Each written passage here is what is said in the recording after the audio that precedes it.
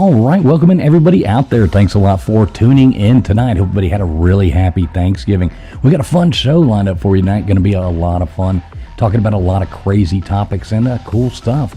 So we do thank everybody for being here.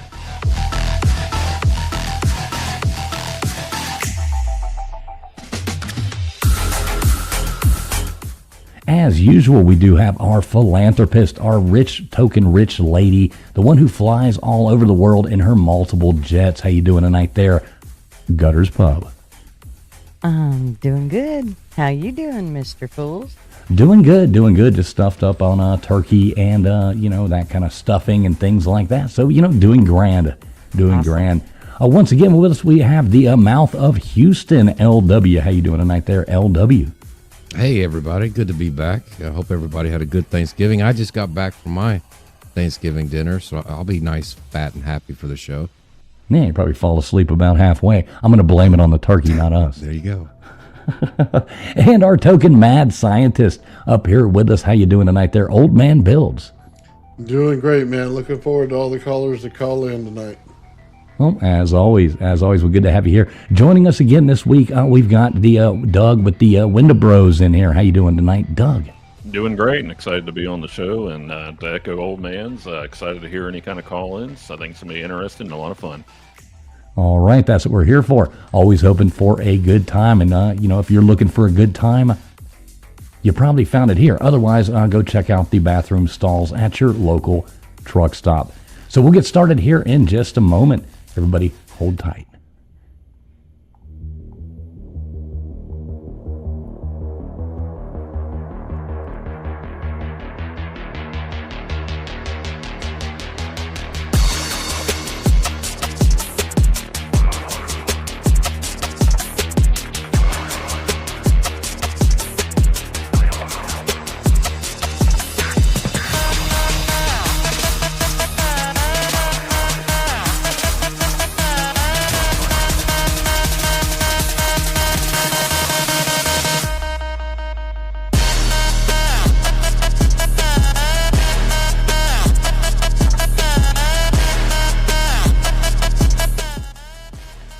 We'd like to say thanks for some people coming in here already. Who we got in here? We've got Karen from HR checking in with us. We've got Matt Dummett. Good to see you, Matt Dummett. We've got Guaco Loco in here. Good to see you, Guaco. Over underrated. Good to see you. Crypto Alchemist. What is going on, brother? Big Barney Ross. What's up? Big Barney Ross. Good to see you. Dispatch Center in here. Good to see you, Dispatch, as always. We got Crafting and Conjuring. How you doing tonight, Gypsy? Still waiting on my sandwich, lady. But good to see you. We got Steve Harloha in here. Good to see you, Steve. Dozer, what's up, Dozer? Hope you had a good Thanksgiving, buddy. Let's see who else we got in here. We got PJ. What is up, PJ? How you doing tonight? Stephen Henry, Stephen, and how are you going to do this one? Stephen Drysdale. Boy, you really have to sound these things out. I love these new ads that they're giving us. Really makes it live. We've got Johnny K in here. What's up, Johnny K? Burning. What is up, Burn Eye? I like that. Let's see who else we got in here. Kilburn, what is up? Kilburn, Gutters Pub, Indie Chat. I don't know what you're doing in there, hanging out. Gory Tiger, what is up, Gory? And we'll be saying hey to some people all night long. If I missed your name, I did not do it on purpose. So we do thank you, everybody, for being here. Please make sure you have hit those thumbs up. It does help the stream get out there to other wonderful people.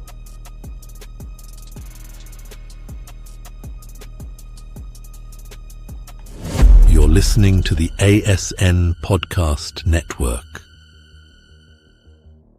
All right, what is going on, everybody out there? Thanks for being here Friday night. We love doing this on Friday night, hanging out with all you wonderful people. So let's not beat around the bush. I'm dying to know, Doug. So you went on a, what would you call it? A paranormal so we actually went on a paranormal investigation, and we actually have a name for the building now. So it was actually a very private affair. They informed us to meet us in a grocery store parking lot, and they couldn't give us the address. So they're afraid of kids and outside folks finding out about it and going into there. So this is an old abandoned house that the paranormal research team named Chasing Ravens. Great guys, but it was one of those situations where I had to send my address to loved ones where I was going. to say, hey, if I ended up murdered somewhere, at least you know where to find my body. So it was interesting to say the least. But yeah, so the place is called the River House, and it's actually located out in northeast Tennessee, which is kind of our stomping grounds, a little bit out of the way, but right in the heart of Appalachia. There was literally nothing in there except for a large Victorian style abandoned house that we went to. So it was exciting to say the least. Yeah, I've always wanted to do it. I want to go check out some Yeah. haunted places. And Yeah, it's funny because we actually met them at the Saucers Over Appalachia Festival, and and the name of the lead investigator for Chasing Ravens, his name is Dr. Charles. He has a doctorate in parapsychology.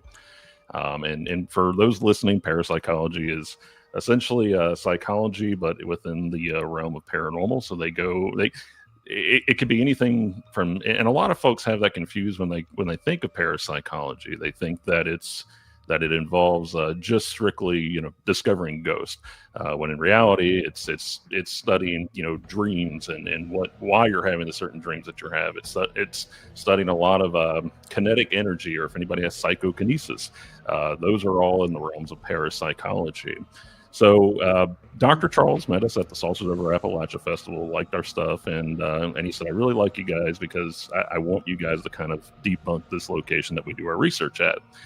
And this was the River House, and it was an old Mel Gibson movie, I think, that was filmed back in 1984. And I'm trying to think, and I think it had Sissy Spacek in it too. So apparently it was one of the locations that they used to film out there. We did a lot of digging, a lot of research. We could not find out what exactly happened there to make this location haunted. But I can tell you confidently that we had folks that 4 out of 5 of us all had a paranormal encounter that night, and we felt pretty I don't know if defeated was the right word, but we said, okay, I think there's something strange going on there for sure. Oh, so that's what impressive did you that get? everybody had. Yeah, so Greg is probably one of our biggest skeptics, and so the way that we conducted the investigation, and those guys, and I said, "Are you guys going to be in it?" And they said, "No, we've been here so many times. You guys go in and experience it. We're just going to hang back and laugh." And Yeah, they're like, hell no, you go ahead. We're just going to sit back here. Was that movie The River? Yeah, The River. That's exactly okay, it. cool. Yep. So it kind of gives you an idea where we were at. So The River was filmed in Churchill, Tennessee. But so whenever I went in there, so the way we did this is that we split up in groups of 2. So 4 out of 5 of us went there that night. The other one had to work in the evening. So we conducted a group investigation, and then whenever we split up into 2, so the way we did is we took believer and skeptic and paired them together. And so that way, if a believer was saying, okay, this is definitely it, the skeptic could be here saying, okay, hold on, let's ground this real quick and figure out exactly what's going on. So Greg and I, who is a very huge skeptic, doesn't really believe in anything, we went in there on the first groups. And one of the things that we did, and we did the Estes method, we had a lot of intelligent responses. So it was kind of elaborate this time because we had, it's like the red goggles that constantly flash lights in your eyes, puts you in a trance-like state. So Greg had those on. I have terrible vertigo, so I would probably fall over if I actually wore those things. So didn't wear them. And so we were in there.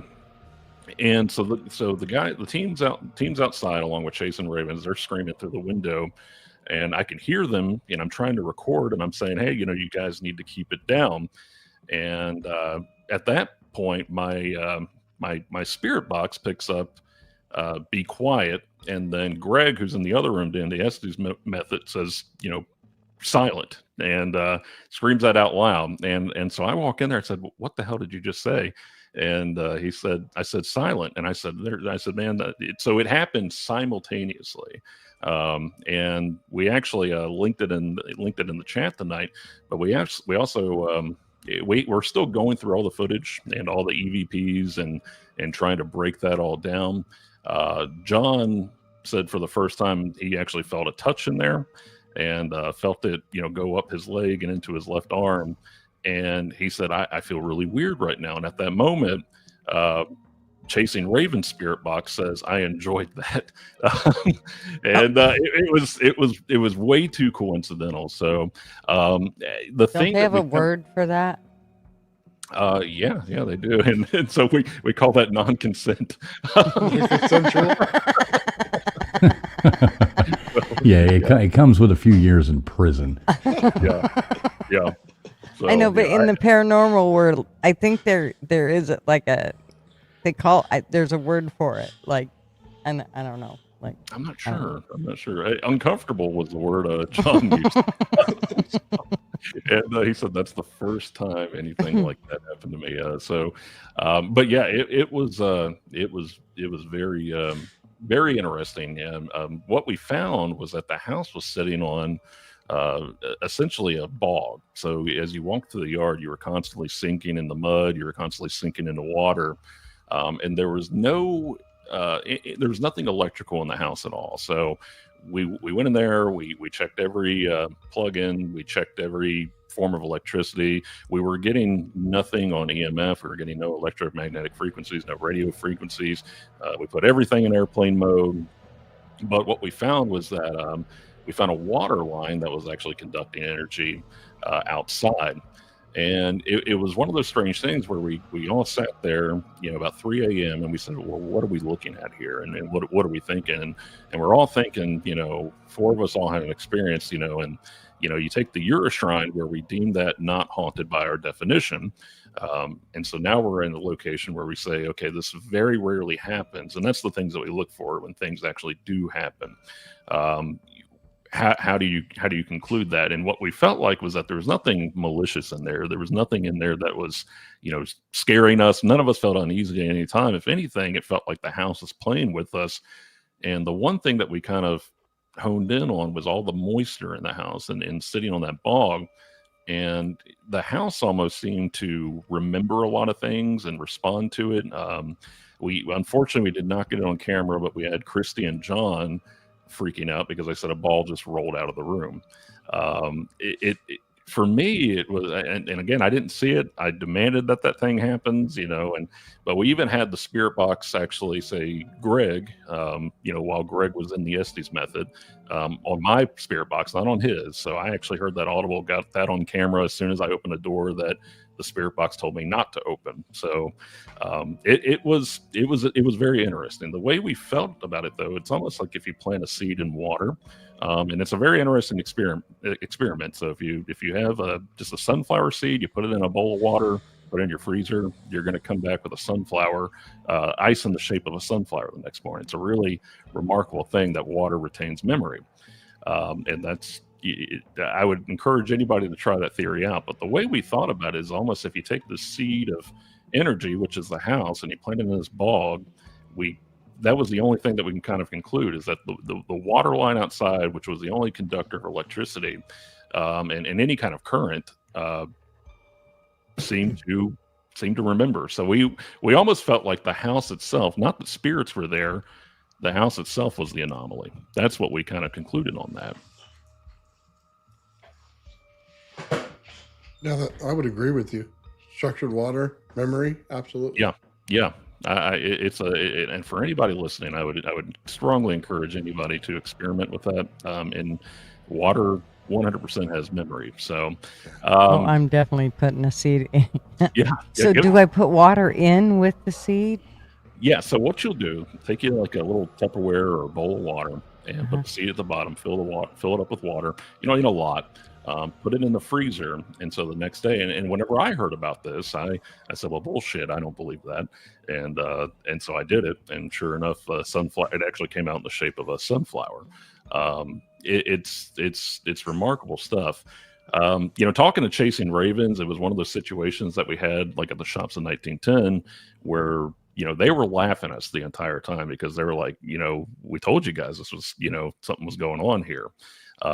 We were even like, looking for hidden cameras. I even told him that whenever he got there. So I'm gonna look for hidden cameras. I'm gonna look for stuff that you guys have put here. Now the strange thing is that we found that the more electrical devices that we had in there at any given time, the more activity that we got. And so towards the end of the night, I was the only one to go in and do a solo investigation. So whenever I did the solo investigation, I yielded nothing. There was absolutely nothing. So it was just a really strange turn of events. I don't know if I want to call it haunted, but I don't. The house is an anomaly. That's what we're just going to kind of go with. Again, we're still in the very raw phases of that footage. I think I've only color graded maybe 20 minutes of it, and we probably have about 3 hours worth of footage that I'll have to cut through, Wow. especially for dead air. But it was very interesting. We were really pleased with the results. I think we all just felt very giddy, and it was just a very fun environment. And again, that was the way the house felt mischievous. It didn't feel like it was scary or anything. And I guess if you were to see it on the side of the road, you'd say, "There's no way I'm going in that place." For us, it was just a really fun, mischievous night. But yeah, other than the non-consensual ghost touch that John felt. So, Well, at least it was John and not you, right? yeah, it wasn't me. It wasn't me. But it was funny because I said, "Hey, that's exactly what I felt at Shops in 1910, I bet." And he goes, "Yeah, well, I didn't like that, and I didn't like it either whenever that happened." So circling back to the water holding memory thing. So now I'm kind of new on that one. Is there science behind this in any way? Nathan, yeah. maybe you. So what's the science behind it? So basically, anytime that you put voltage in water, okay, it'll structure the water, but it structures it in the pathways of like veins. And in that, it retains its memory of exactly where it is. So anytime that the voltage gets put in again, it'll make the exact same structure. So it'll build it out over time if you continue to do it. And it's almost like synapses in the brain. It'll continue to build all new neural pathways between each one of them, and each one of them will contain memory. Gotcha. That's interesting there. That's kind of fascinating in a real way. It is, yeah. It's an incredible little thing to do. I think my wife and I, whenever we found that about, we were trying to put everything in there to see if we could get a shape out of it for the water. It's the reason they call it the shape of water. I think I guess everybody so. in the chat's going to be up to that. So yeah. I both know. have memory, the seed plus the water, correct? I think the way that I've always heard it theorized is that if you were to take something, so water, for as long as as long as the earth is old, water has been around. So water has essentially experienced everything. So if you were to put, say, that sunflower seed, for example, into that water, well, the water has known that seed. It knows exactly what it's going to be. I can't. I'm not a scientist. I'm not that at all. But it's water's been around for long as anything. Water is life. So it's the water then, not the seed. The water has the memory. I believe it's the basically. water. Yeah. And I think Old Man Builds gave a really good a really good theory on that, and really good information on that. Is that water is a conductor, and it's not unlike your brain in a way. We're how much water as humans? I believe it's 90% water as humans. So, and again, we're nothing but essentially bioorganic machines with a lot of electrical synapses going through us at any given time. Almost like we're robots. Have you ever used, Doug, have you ever used Ouija boards on any of your investigations? No, so it's interesting. We have not personally used Ouija boards. And again, I think it's all about intent. And I'm not saying that Ouija boards don't work, but I think that it's all about the intention. For us personally, I don't think that it would do much good for us to use a Ouija board. We sell our own spirit dice to people, and it's basically just the Ouija board in your pocket. You just throw it and it gives words. We don't really use a lot of that stuff, but I do think that Ouija boards can almost give a false pretense. So if you're going into something and you already have a lot of anxiety and you're already kind of, expecting to be haunted, expecting to open up a gateway, well, obviously Ouija boards are going to add to that anxiety. We had a case out in Fort Payne, Alabama, and this was a young lady, and she was an atheist. and didn't believe in anything, but her mother passed away. And so with that, she went out and because she missed her mother, she went out, she bought a Ouija board, and so she was using this to reach out to her deceased mother. And suddenly she claimed that she was having poltergeist activity, and so she came up to me and she said, hey, I don't believe in this stuff. I don't really know who to go to. I don't want to be laughed at. um, can you look into this? But I use the Ouija board, and now I have poltergeist activity, and my daughter and I are constant balls of anxiety and panic. And so with the Ouija board, personally, we never witnessed any kind of poltergeist activity. We never, from the videos that we skimmed through and anything, it wouldn't be what we deemed it to be. I think it was a lot of just the house shifting, shaking, a lot of stomping. Obviously, if you're running scared, you're probably going to shake a lot of stuff. And for her daughter, who she said was never scared, I said, well, did you tell her about this? Did you tell her about it? Did you run around scared? Did you perpetuate that anxiety? And the answer was yes, And I said, okay, so if I'm a 4-year-old or 3-year-old and I see my mother running around screaming, there's ghosts in the house, I'm probably going to get a lot of anxiety and run around screaming that there's ghosts in the house too. So we said, you're going to have to remain calm. You're going to have to stop that. The other thing too, and we never ever said that we didn't believe her. We never ever said that, there's nothing here. What we said was, one, don't give it any energy. And that goes true for anything with your mental health. And obviously mental health is a big thing these days. With that though, you take the grief of losing your mother, and then you take the anxiety of thinking that you're haunted or that you're haunted by a poltergeist. It's kind of a catalyst for a lot of chaos. And then, you add in the additional anxiety of the child who is feeding off her mother, who in turn is feeding off the child on that too. I said, well, did the Ouija board ever work? Well, no, it never worked. I never got contact, but I also never closed the door. I never, I never shut it down. I just threw the Ouija board in the closet. And so, from that, I said, well, first of all, I want you to do is stop freaking out about the Ouija board. Stop giving this thing energy. Don't even think about it. Wake up, go about your day. And with that, I said, what I want you also to do is to sleep. I want you to eat right. And, I was giving her a whole diet of things. I said, eat this, don't eat that. Stay away from overly processed foods, because I was thinking of things like blood pressure, like don't let your blood pressure rise unnecessarily. Don't get it to a dangerous level. Don't have a panic attack, sleep. And then when it came to the Ouija board, I said, I want you to close the session.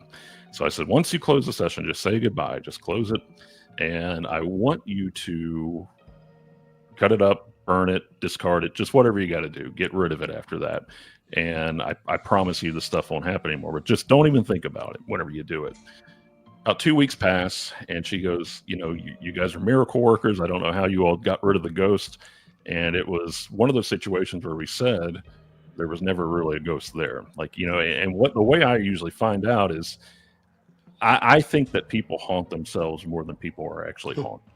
And it's not to say that spirits aren't real, but it's just one of those situations where if you think about something too much, or if we sit there, and we all do it, we fester all day about things that we could have done throughout the day. We think about that stuff, and then we start kind of kicking ourselves and tearing ourselves apart over things that sometimes are out, or most of the time are out of our control. And it's better just to kind of move past that, take a deep breath.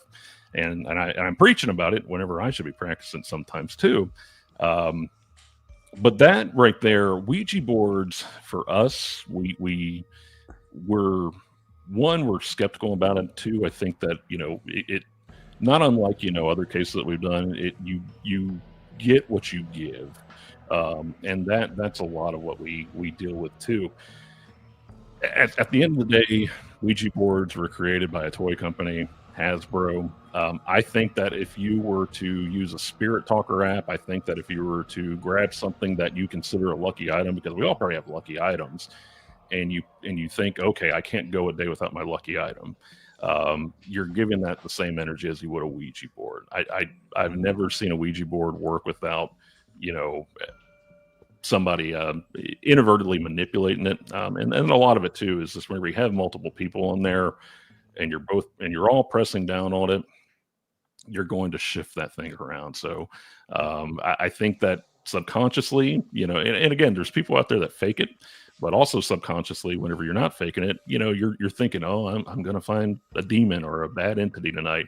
Subconsciously, you're going to move to that yes. And I think a lot of that is just very subconscious. Seems like a lot of bad juju come in there with those too. Like if you do believe in it, you don't know what you're inviting in. Exactly. If you don't believe in it, then you're probably manipulating it.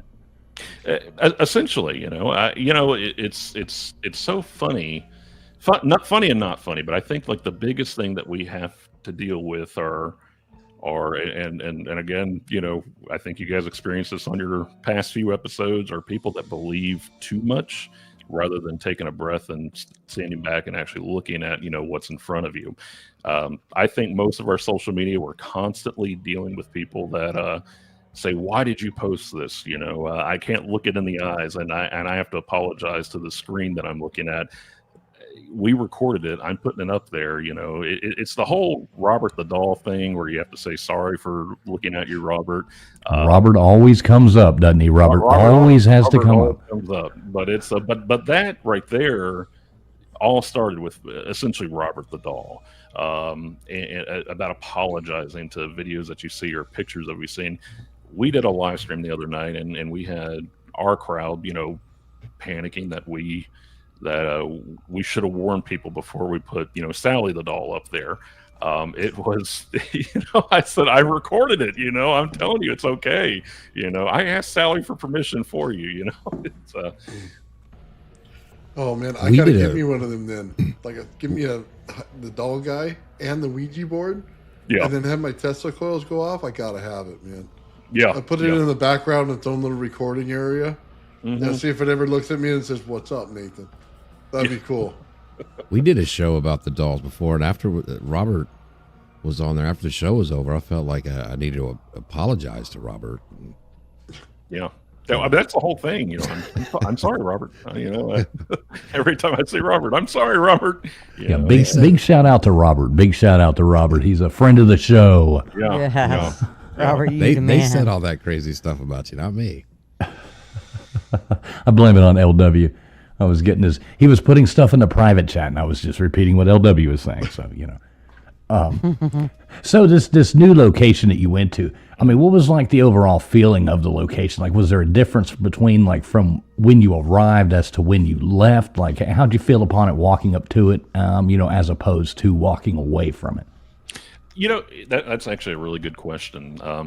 There was, I guess, a sense of heightened anxiety that whenever we were going into it, because we've met these guys twice in what you could call passing. We talked for about 2 hours at a festival, and then we went months without ever discussing again. And then, to say, hey, we can't give you the address, hey, meet us at this grocery store, and then you guys will follow us out to the middle of nowhere. There's a heightened anxiety that comes with that, because you never know, especially in today's world, you never know who you're going to run into. And so going out there, it was probably about 9 o'clock at night. It was already extremely dark. There's no street lights out there, no electricity. You're going to an old Victorian style abandoned home. It was probably a sense of giddiness, I would say. None of us are really what I would consider to be, chicken or scared. It's we're Southern guys, and so we're not a lot really gets underneath our skin. But whenever we got there, and again, it's one of those instances, and I always feel like a jackass whenever I go out there and I say, oh, well, this happened, but I didn't record it, because then I feel like I'm one of those sensationalists that are like saying, oh yeah, it totally happened. But it was, I went back to the backyard because, the Chasing Ravens crew said nothing ever happens outside. It's always inside. And so while I'm outside just looking around and everybody's inside, I see, what I perceive to be shadows running through the woods out there, and it looked very human. And so, scared me. Not even gonna lie. So I came in there. I said, "Hey," I said, "there's some shadows running around out there," and so they said, "Oh yeah, that's the horses." And so we all go out there. We go and look through the woods and look for the barns and stuff. But where I saw them, there were no horses, and there were no horse barns. They were all directly on the other side of it. So that kind of set the tone for me, and I remember walking up to the rest of the team, and I said, "Guys, I got a weird feeling we're going to find stuff tonight," and so we all kind of laughed it off, but sure enough, it was, and we went with quite a bit of equipment that night too, and so, but the biggest thing for us was just the back and forth Q&A, and really getting fairly intelligent responses. We heard a lot of knocking, and so there was one instance where John and Christy were in the living quarters, and we heard 3 knocks, which again, if you look at it that way in the spiritual realm, it could be a mocking of the Trinity. It could be an invitation to a portal, or it could just be a welcome here kind of thing. And so we actually experienced 3 knocks at the Ura Shrine too, which the Ura Shrine, I would say, other than Sally the Doll, was about the only thing that we can consider paranormal there. I think the episode is going to be very interesting by the time we get done with it. Yeah, I look forward to it. We're excited to go back. I will say that, and that's one that in the Ura Shrine, I was essentially done at the end. This time, I was like, they were having to drag me out because I was saying, hold on, like I got another test I want to run, and it was exciting. So I'm not going to go ahead and say it's haunted, but I am going to say it's incredibly interesting, and I would dare say that the house itself is the anomaly. I don't think that it's haunted by spirits. I don't think it's anything like that. It was just a lot of coincidences that night, and it could have been just that. I don't know. So is it fair to say that it lived up to the stories or claims that you'd heard about? Did it live up to what you expected? Yeah, absolutely. And for these guys chasing ravens, they're adamant believers. And right now we're actually looking at trying to get a MUFON chapter out here because we have a lot of UFO encounters and alien encounters and people coming forward about that. With him, I would say that they are more adamant believers, but they do believe in the science behind it too. And if they can prove it wrong, they will. That was the thing that we were worried about going there, is that we were going to be dealing with guys that didn't want to hear anything we had to say. And it was actually quite the contrary. And so we we never went to it, saying, "Oh, these guys are full of it," or "nothing's going to happen." It was, let's see what happens, is what it ended up being. And we were fairly surprised. Yeah, I'm going to have to get up with you sometime and go on one of these with you when you allow me to one day. Nothing too demonistic or anything, but I wouldn't mind going to, one of these ones that, interesting to look at. I think that would be cool. Yeah, well, it's so interesting about the idea of demons and how we perceive them. And I remember speaking with a priest about this, and it was one of the smartest things that I ever heard. And they mentioned not everything's a demon. In fact, most things aren't demonic that you're dealing with. And that what you have to think about, demons in the biblical sense, or demons within a Buddhist sense. These are, if you're to believe them, all powerful beings. In the Christian sense, you're looking at them as, fallen angels.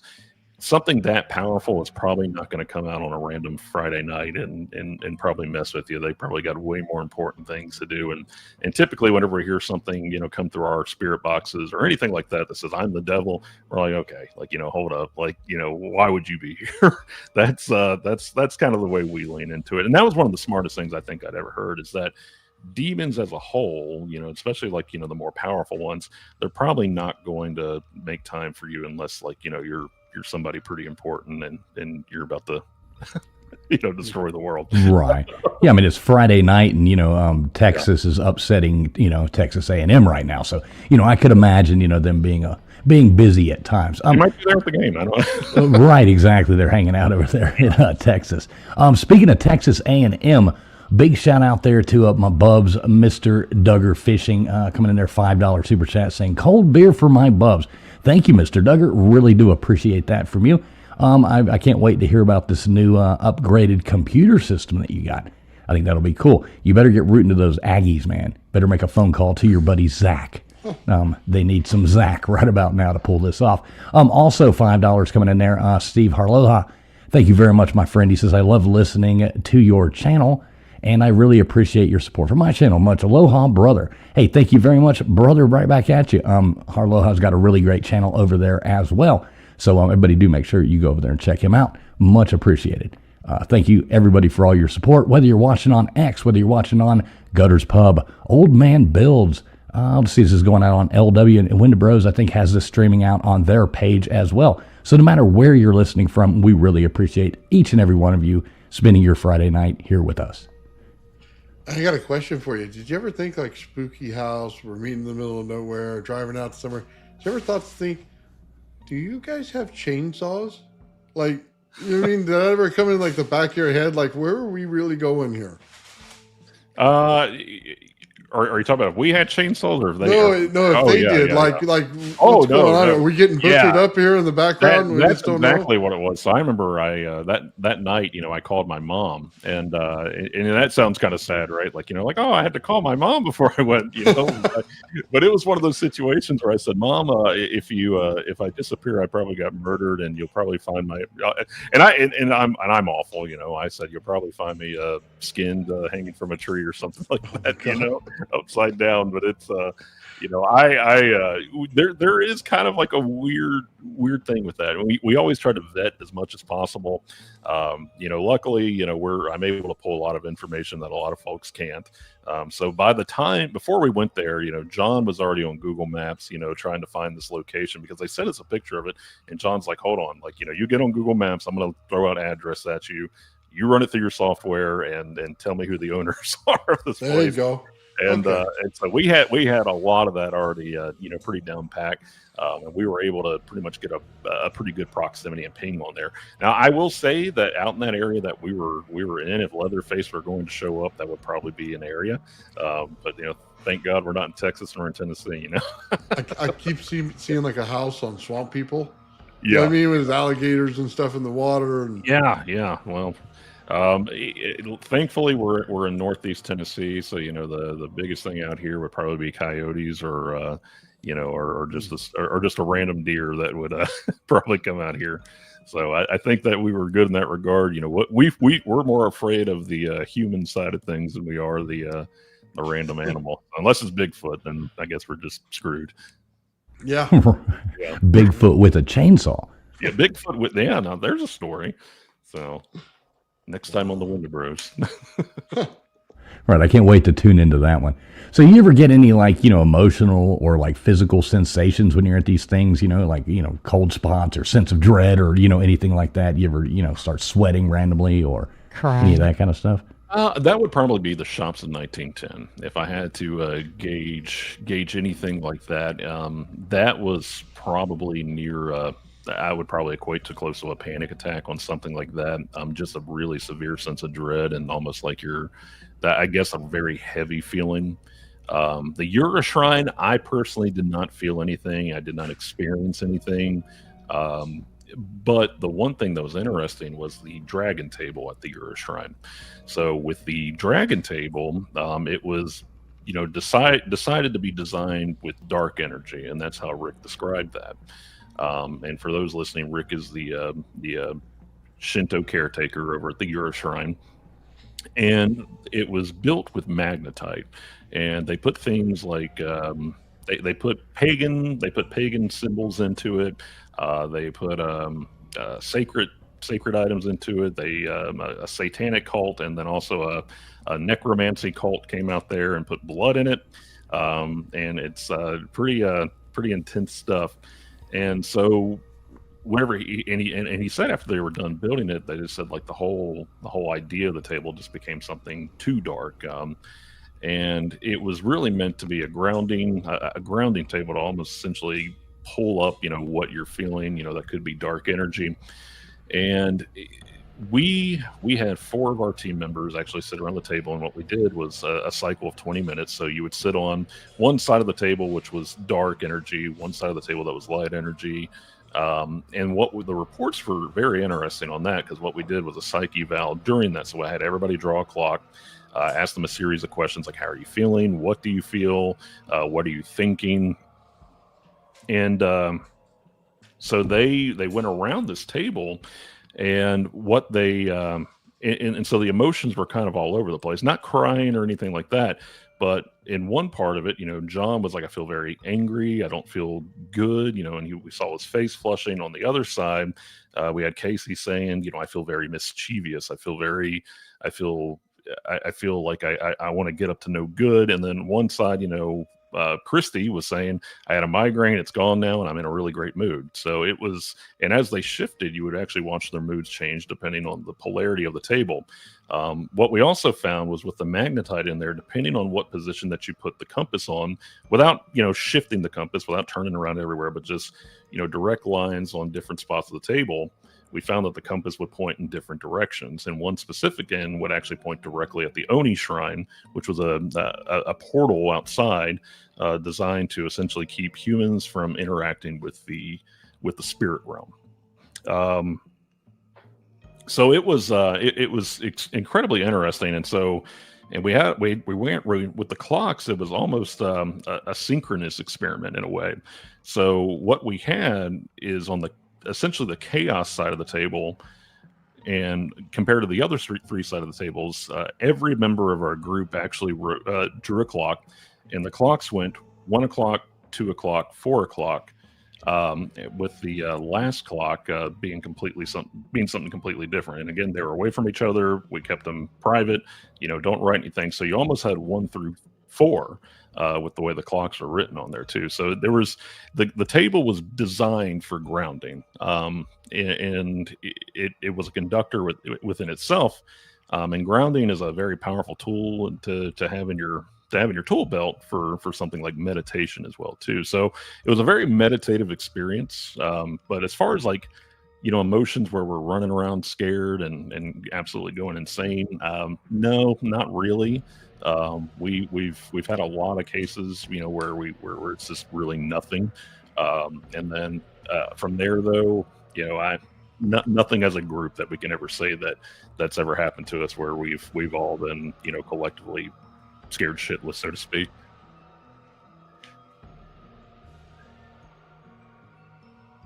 Yeah, that's cool to know there. Big shout out there to NYC Smoke becoming a channel member. Much appreciated, my friend.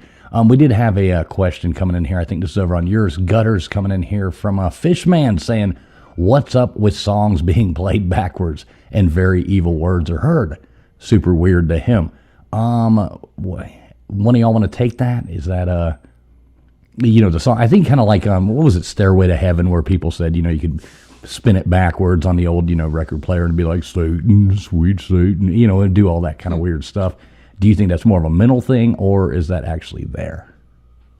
I think for that though, and I think they call that the subliminal verses. So anything that you hear backwards or anything that's kind of being inserted within there too, that would be called a subliminal verse, and it's essentially just a way to get you to inadvertently listen to something and then kind of get that message to you without directly saying it to you. What is the word like when you look into clouds and you? Pareidolia, yeah. Pareidolia, yeah, exactly. Do you think that's kind of like pareidolia, or like once it's in your mind, you can't help but to hear it, or? It could be, yeah, for sure. Now, there are bands out there and musicians out there that, will intentionally put that stuff on there if you play it backwards. I'm trying to think. I think there was like a Kanye West and Jay-Z song. If you played it backwards and it came through very clearly, it was, I'm not sure if I could say that on here, but it was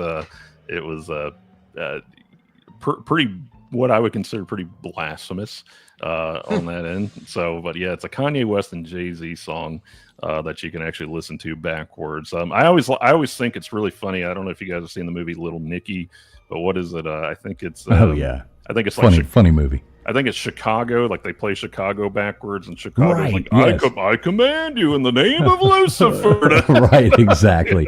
Yeah, it was Chicago. It was like of all the bands they pick, it was Chicago. Yeah. Saturday in the Park or something. Was that Chicago or is that? No, that was Earth. Anyways, whatever the hell Chicago song it was. Yeah, so there you go. Big shout out there to a Fishman coming in there on Gutters Pub. Much appreciated, brother. Yes, thank you, man. Yeah. So okay. So here's a weird question. You ever go to any of these places like that, and then like while you're doing something, do you ever get like any kind of like distinctive smells, like a perfume or a smoke or anything like that ever just come in? So this is a really strange one. And so we had actually gotten there before Christy and Greg, but this is at the Euroshrine. It's the only time we've ever smelled anything that was out of the ordinary, and it kind of tells you like how hungry we were and exactly what we were all craving at that time. So it was Casey, John, and I. We were actually getting set up for the interview with Rick, and so I went to the bathroom and then came back out, and I said, "Man, do you guys smell pancakes?" And so they all started cracking up, and they said, "Well, Rick just came around the corner, asked if we were lighting a candle and if it was like maple scented." And I said, no. I said, "Man, I distinctly smell like pancakes." So Rick comes around the corner and he goes, "Do you guys smell the pancakes?" And it was wild because we kept, and again, the Euroshrine is just kind of by itself. It's right across the street from an old cemetery. And so we're like, and again, like you could actually hear our stomachs growling as we're walking around with each other. And so we're like going all over the building, trying to find the source of it. Like, does somebody light a candle and not, blow it out? We go out into the woods, the bamboo thicket, and it's super strong out there.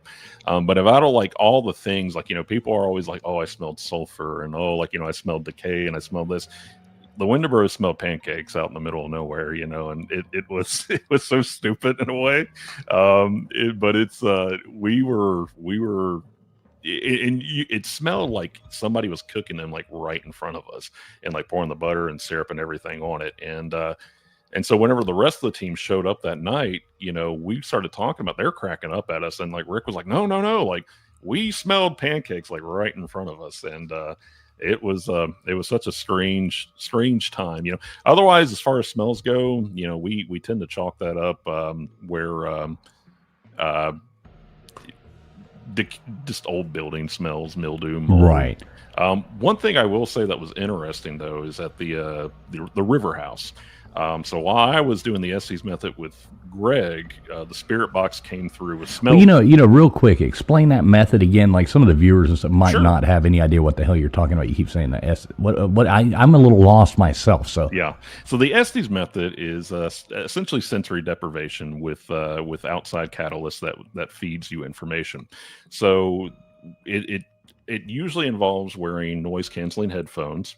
It's connected to a spirit box. And for those listening, a spirit box is essentially a device, a radio that quickly cycles through AM, FM through a constant scan to pick up words. It's believed that spirits can manipulate that energetic frequency and actually pull words from it to give to you in order to speak to you. So during an Estes method, you're hooked up through noise-canceling headphones to a spirit box. A lot of the times you will use a blindfold on it too, and it's all about sensory deprivation and just to put you into a meditative state, so that way you can kind of open yourself up with your own frequency and your own meditative frequency in order to allow spirits to kind of use that to manipulate that as well too. A lot of the times we don't use any form of blindfold or anything. It doesn't really make a difference to us. I don't think it will make a difference if you're doing that. What we tend to do is put somebody in a room away from everybody or away, down in the woods and let them basically scream out what they're hearing while we're talking and asking questions and trying to engage with it. But it's so during that Estes method, it came through and said smells bad, and so Greg and I are cracking up. We're like, well, what smells bad?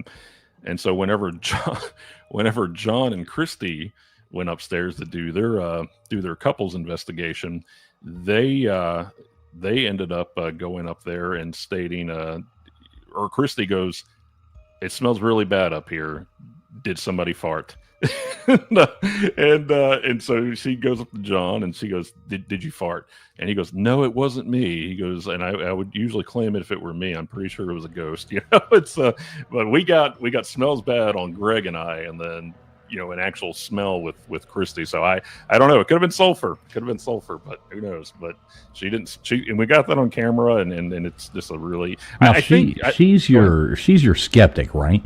Yeah, so we actually Right. have three skeptics on the team. We have Casey, Greg, and Christy. So let me ask you this. So were all three of them at this last investigation that you went to? No, Casey was not. So it was Okay. it was Greg and Christy for the skeptic team, and then John and I for the believer. So what was the reaction of your skeptics on this last investigation? Like, obviously they go into it being skeptics. Yeah. Yeah. What was their reaction leaving? Leaving, I think Christy is kind of indifferent to no matter what, so she's just kind of very neutral no matter what. Sounds like our KJ. Well, so she, whenever she left, she had a lot of fun. Thought it was really cool. I think the best part of her night was using dowsing rods and them actually crossing on their own whenever we found a water line. The other skeptic, Greg.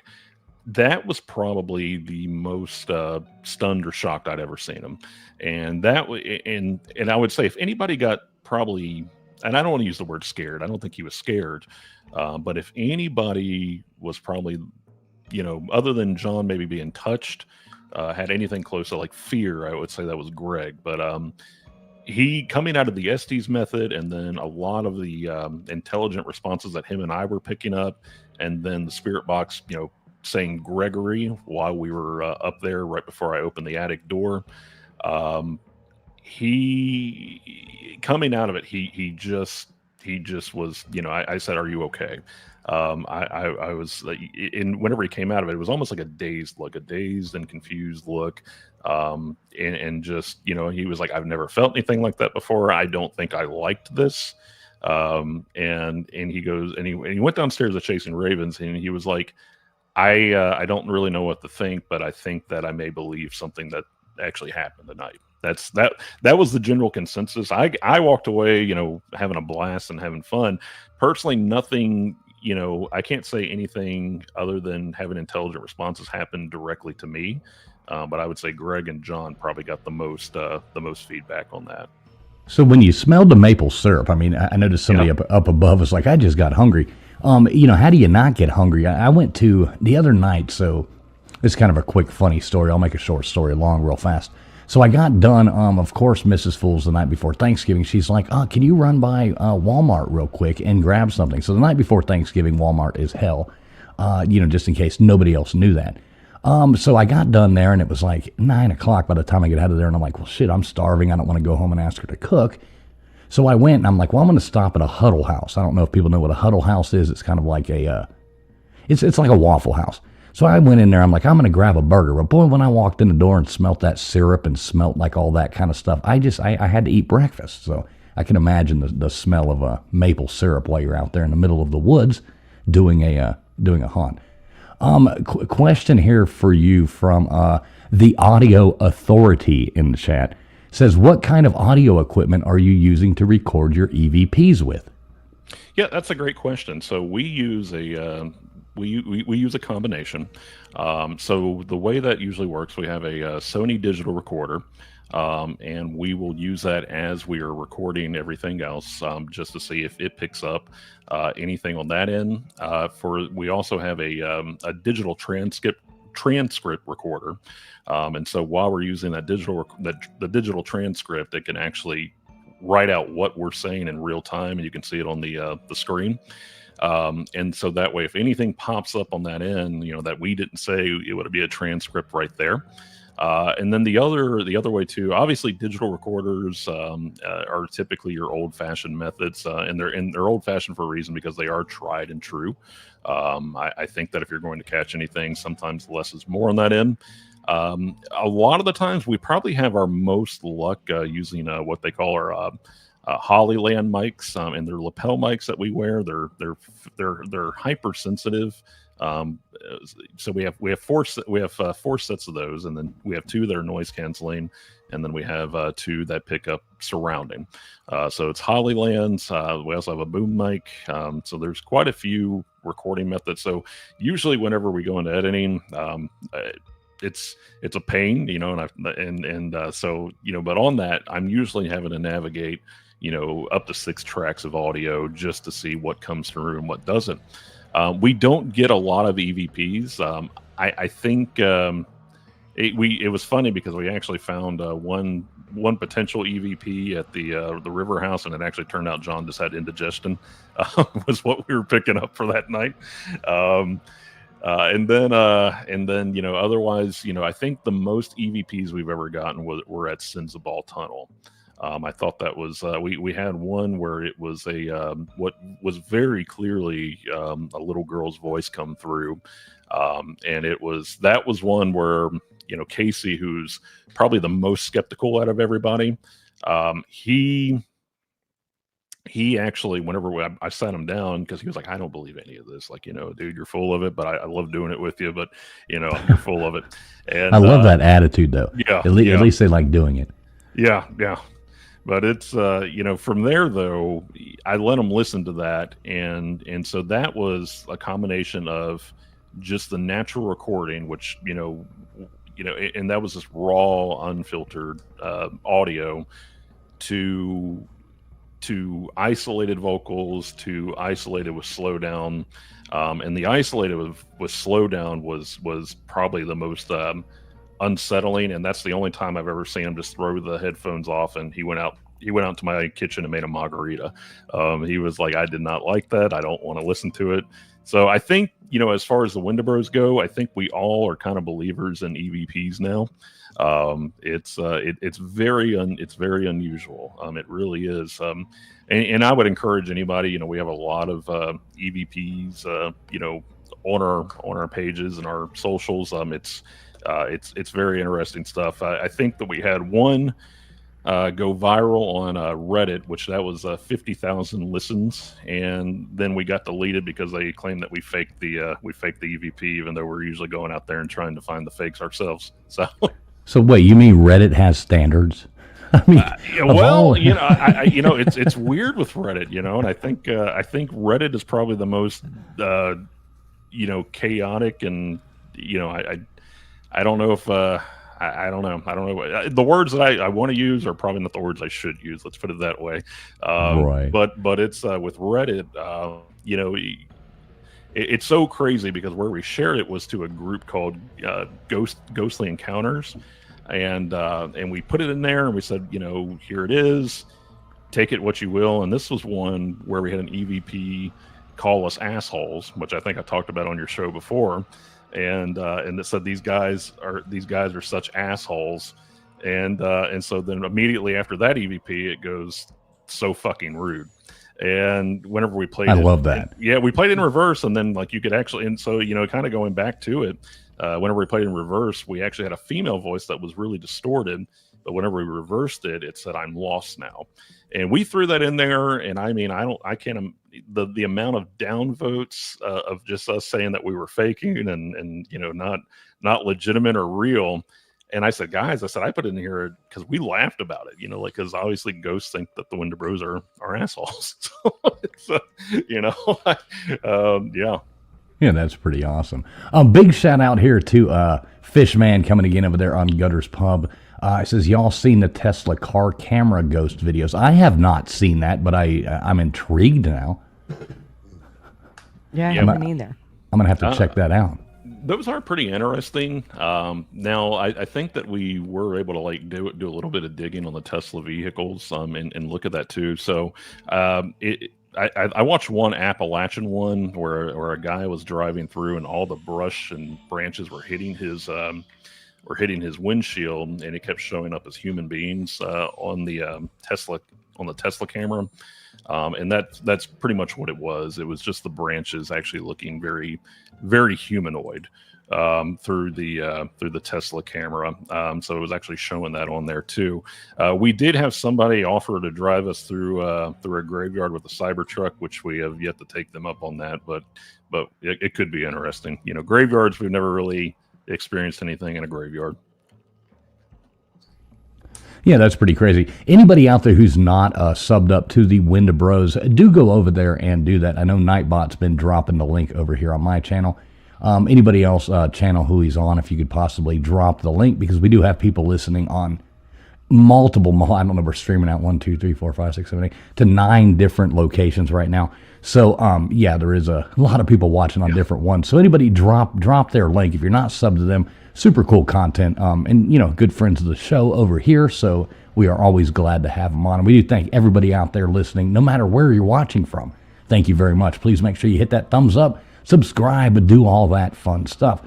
Anybody, LW, Old Man, Gutters, any of y'all got any questions about any of this? I feel like I've been hogging the guest. No, I'm absolutely intrigued by it all, though. Well, you've hung out in graveyards a lot, Gutters. So you know. Yes, I have, but I mean, mine wasn't so much as in looking for ghosts, though. Mine was in just cleaning their graves. So there was a bit of a difference. But I did have a weird thing that happened to me while I was in the graveyard, and that's kind of something that made me a little freaked out with the whole. I have no idea whether it was a spirit or a real person. I thought it was a homeless person at first, but as time went on and I told the story, retold the story to everybody on YouTube one night, they're all like, yeah, that doesn't sound like you just explained somebody that was like in the Bible or something that wore clothes that, it was a little strange. So I definitely wonder, about ghosts, and so I'm all about going and checking them out. I'm ready. Whenever you say what did they look like? So just to kind of explain it, I cleaned graves, and I was cleaning a grave. I was bent over. I was kind of on my knees, and it was a flat grave, a flat stone. So I was really digging into getting everything cleaned out of all the crevices and stuff. And out of the corner of my eye, I seen somebody move by one of the standing gravestones. And so I kind of looked up and seen somebody walking towards me, but not really. It was almost like they were just looking at stones as they were walking, but they were walking my way very slowly, meandering, I'll put it that way. And then as they got a little closer, it made me really leery. They were only about 15 feet, 20 feet from me. I mean, they were very close. And I got on the phone. I had a screwdriver that I cleaned out around the grave with, and I had that screwdriver in my hand and kept it very close to me. And I called my husband and said, "Yeah, you want to come over?" So, because at that point I wasn't giving in. I still had graves to clean, but and I didn't feel. I felt a little. I felt like it was somebody homeless to begin with, but as he got closer, I noticed that he had on. It looked like wool material. And it was early spring, and it looked like it looked more like a jumpsuit than like a pair of pants and a shirt. It was all one, and it had a hood on the back of it, and then it had buttons right in the front, and it's those long wooden buttons that are like big on one end and small on the other. That's how close he was that I could see them. Oh, wow. Yeah. And then, because, I'm trying not to stare at this person, I'm feeling a little uneasy, and when you're in a graveyard, you kind of, keep to yourself. You don't want to, Don't want to bother anybody. Yeah. Yeah. And so I'm just really paying attention to what he's doing, but not letting him see me paying attention. And the next thing I notice is he's got a purse that is, it's not like a fanny pack, and it was all one piece. Like So he was European. I don't know what he was, but he also had on sandals, and that was really trippy to me. Leather sandals. And at the time, I didn't pay any attention to it. You know what I mean? Like, I wasn't going, okay, this is what he has on for clothes. And I didn't think about any of that. What really triggered me, though, and I was so glad that my husband showed up just a few minutes later, was all of a sudden he turned around and he headed back away from me. And he went about, I don't know, 30, 40 feet. And there was a branch that was hanging over from these hedges that were on the other side of this property. And at the time I didn't realize how tall that branch was, but later I realized that branch was 6 feet tall, and he kicked it standing still. So at that point I'm like, what the hell? I mean, when I started to put all this together, it just seemed really strange to me. And he had long brown hair. It was probably about shoulder length, maybe a little longer, and a little wavy. And so then he left and he went quite a ways away from me. Like he went across it was still in the graveyard, but it was across the road. And he laid down on this really big tombstone that he could actually lay on, and he put one knee up, and he just kind of laid there. And by the time, and about then, Marvin showed up, and of course, he came and made sure I was feeling safer about being there. And he went to look for the guy, and he could never find him. Yeah, that's creepy. Yeah. I do love Fishman's comment here. They're coming for you, Barbara. From Night of the Living Dead. Great comment there, Fishman. Yeah, that's freaky there, Gunners. I don't know. After that, I didn't clean no more at that graveyard. He was like, I don't think because the homeless really do hang out at that end. And so he was a little concerned about it. So he's like, I don't want you doing that anymore. So I went and found another graveyard, and I cleaned every graveyard, every stone in that graveyard. Everyone Went back to the other side of the tracks. What's that, LW? Sorry. Yes. It's probably just some guy named Gary who's addicted to meth. Right. Who stole somebody's wool blanket and Right, wore exactly. it for a poncho. In some woman's purse. He's walking around with a purse and some Right. sandals. It was your purse, Cutters. Right. He's like, I never knew what happened to my purse. But, this crazy guy walking around the graveyard with a purse. Didn't put two and two together. We do have, I know they were talking about, let me see if I can figure out how to bring this up here. So here's one of those videos there of the Tesla ghost videos right there. So, I think it'll play itself magically.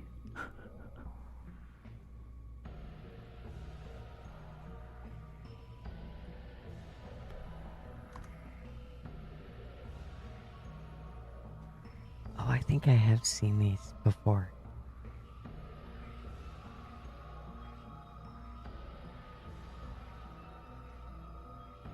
Well, this is kind of creepy.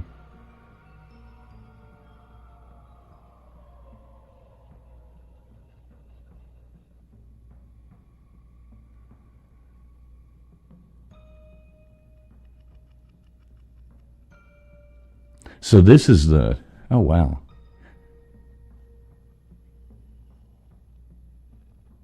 Yeah, I have to say, this would probably creep me out if I was driving to a graveyard and this started happening around my Tesla.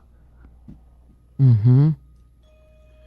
Dude, it's getting closer. Oh, and there's little kids. Did you see that? They're coming for you. Yeah, this is. They're coming for you, Barbara. Oh, wow. Yeah, that's pretty crazy right there. Yeah, that is pretty crazy.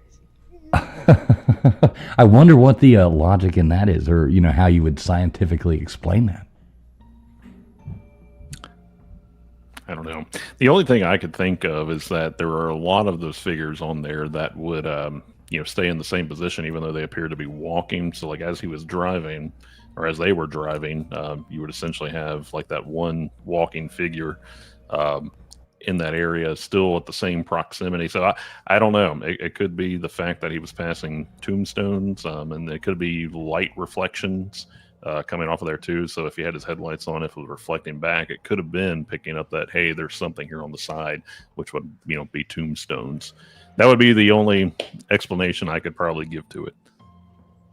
But how does Tesla determine if it's a person or a thing? I don't know. I don't know if they can determine that if there's things, but then again, I've never driven a Tesla, so.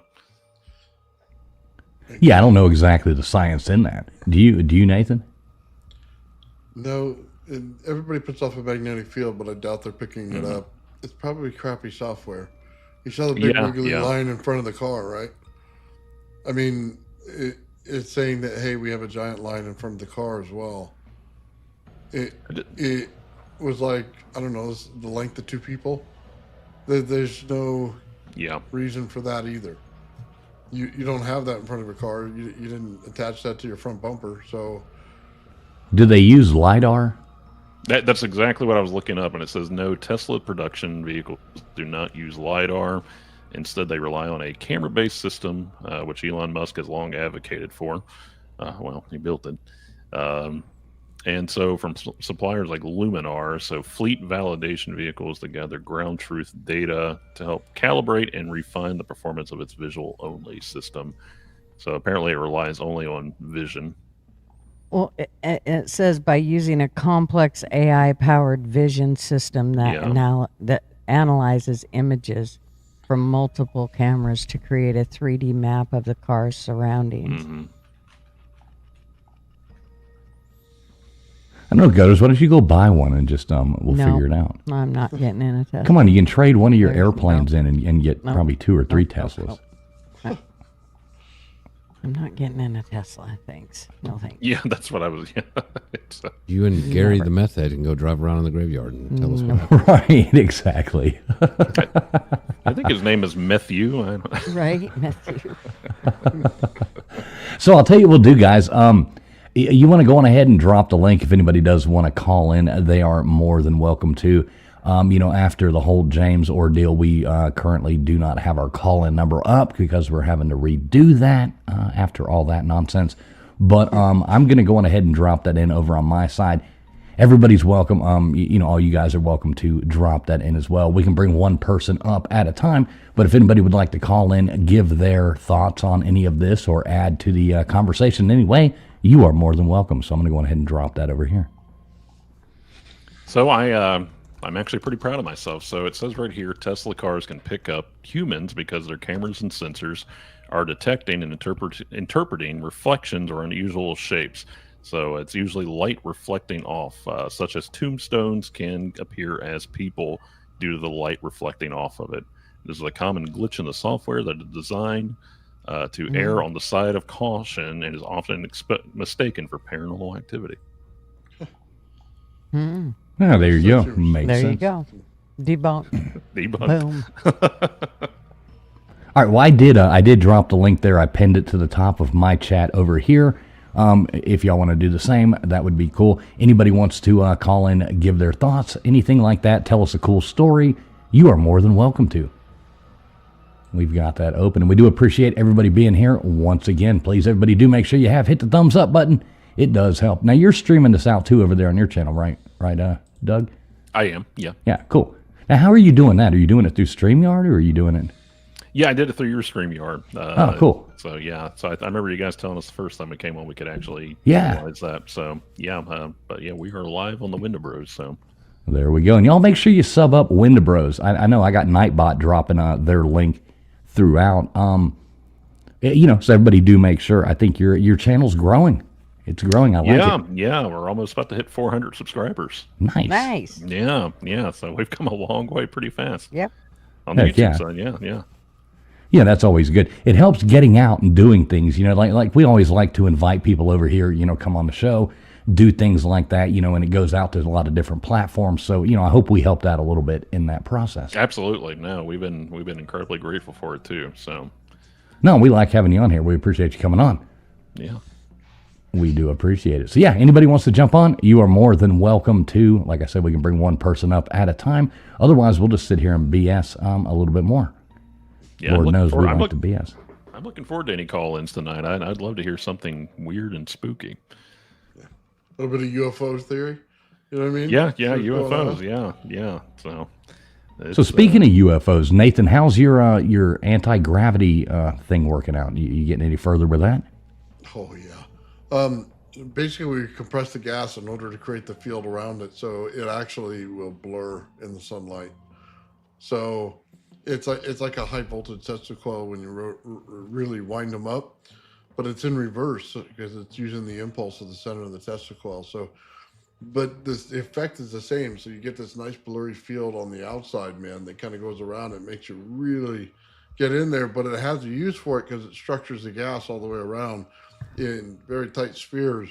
So yeah, it's coming along. All the high voltage and everything works on it. All the Tesla coil stuff works on it, man. I put some real powerful stuff in this thing. So yeah, it should have some good results here real soon. Yeah, I can't wait to see it, kind of see it in action there. That'll be cool to see. I hope you can pull it off. What is your, like, how high off the ground do you hope I mean, obviously you hope you can get it damn thing to the moon, but what are you expecting? If it'll go 1 foot off the ground, it'll go as high as I want it to. Okay. Just if you can get it off the ground. Now, you said you did it before when you were doing it and you could get it barely. I could get it to jump. So just imagine this. You have 3 pounds of weight and I can get it to jump off the ground maybe like 4 or 5 inches, right? But in order to do that, I must have created a great impulse or a pulse underneath it in order to get it up. So I didn't have sustainability to it. Like the field would build and then it would decompress on me because it wasn't structured right. So I'd get all the energy build up and then boom, and then gone. Right. Like a surge almost. Yeah, but the crazy thing is it's 3 pounds at high voltage. That's not normal. That's the cool thing about it. It was like, wow, you have something. It's not everything. Huh. Yeah, that's it. I don't quite understand the the science behind it, but I want to see you fly this thing. Well, let's put it this way: high voltage in a lifter would do less than 1 ounce of weight. That's the comparison. I got you. Yeah, that's pretty cool. Any other experiments you got going on? What else are you working on? We're working on putting a RAV, resonant arc vortex. It's basically a big ball of plasma in the center of a Tesla coil. So I built a spherical Tesla coil, and we're looking to set it off on the inside of it and seeing if we can't get it to resonate with it. So if we can, it'd be pretty cool because it'd be like the image of a Dyson sphere. So we're kind of hoping on that one. I don't know that it's going to do it because it self-structures and it pulls in the frequency to the center. So I don't know if I'm going to get the effect I want until I turn it around and blast it out. So I may have to go inside there and rebuild something else that blasts out the energy instead of pulling it in. So. No, that's cool. I like checking out all your your experiments and stuff like that. Like I said, my grandfather would have loved your channel. He probably would have been like, one of your guests on there. He loved all that kind of stuff too.